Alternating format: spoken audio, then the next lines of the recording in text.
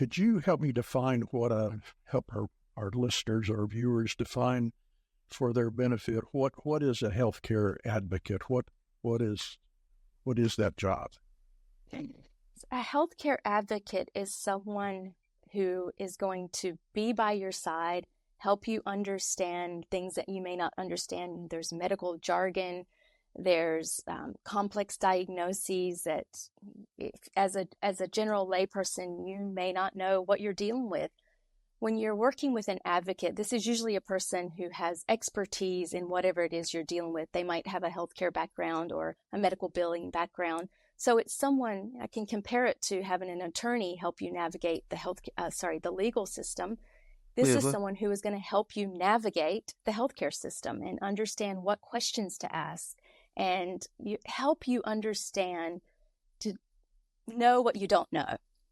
Sure. Okay. And those services, I assume, can be delivered virtually over a telephone call or a video conference, or obviously you could meet in person with an advocate. Yeah, that's right, Larry. It can be as simple as you may have one issue that you need to ask a patient advocate about, and that might be a quick phone call to ask a few questions and get you on the right page. Or it could be that you want someone to be physically present with you at your doctor's appointment while you're asking questions, someone physically by your side. So it really runs the gamut from a phone call down to very personalized services. I'm glad you brought that up about active participation because, for instance, my friend who had the billing issue, he did it virtually, but he signed a few release papers giving the advocate authorization to deal with the hospital, and she just contacted the hospital directly and went through every item on the bill and straightened everything out. So it's not like the advocate's just going to provide information and let the consumer, let the patient do the work. The advocates step in and have the ability to step in and totally take over. Absolutely. And it really depends on what you need as a patient, Larry. Depends on what level of support you need. Some people are much more literate in healthcare than others, so that it's highly dependent on your needs. And the good thing is now we have FaceTime and we have Zoom, and you could even bring your advocate with you on your phone and flip them on at your doctor's appointment. So with technology, it's improving our access to advocates, which is wonderful. Well, it's not a place for timidity.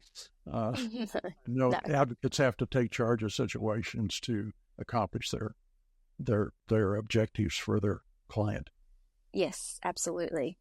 Well, you're definitely an early adapter, and that leads right into my next question. The entire concept of patient advocacy hasn't been around that long. What do you think happened in the healthcare industry that created the need for patient advocates? Yeah, I think a couple of things have happened, Larry. First of all, again, the healthcare system is becoming more complex, especially around your medical bills and navigating what insurance pays for, what they don't pay for.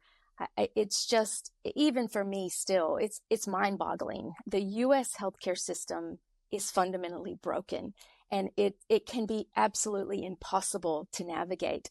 And the other side of that is we are seeing more and more treatments and more people getting diagnosed and more options for treatment. And it can be completely overwhelming to know which way to go. What's right for one person may not be right for another person. The good news is I can see that the tides are turning on patient advocacy and getting the word out there. There's a accrediting body now that certifies patient advocates that was not around when I first started. So it is becoming a more accepted and popular avenue for patients to take.